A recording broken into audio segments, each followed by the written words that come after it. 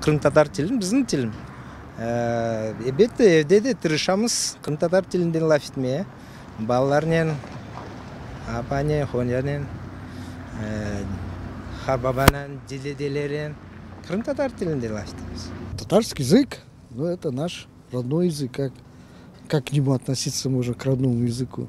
Ну, родной язык, и все, этим все сказано. Біздің тіліміз бек дүлбер.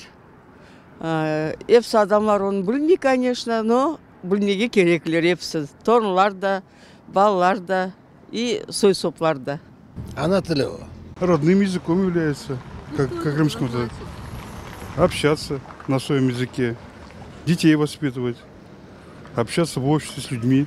Для меня это все. Это, во-первых, это корни моего народа. Это мой язык. Я стараюсь его прививать и детям, и внукам, и всем.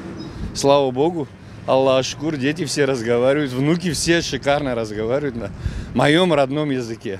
Это говорит, что я крымская татарка. В первую очередь, наверное, что наш это язык, это наш, который исчезает, как говорят. Стараемся говорить по-татарски, балларында, торнларга да тырышамыз, стараемся, чтобы они тоже.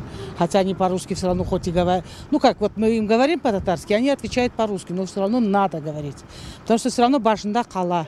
Когда они уже повзрослеют, все равно ақылында қала. Қайтарсалар да русша, все равно епсі бір татарша айтмақ керек, аңнатмақ керек, айтмақ керек.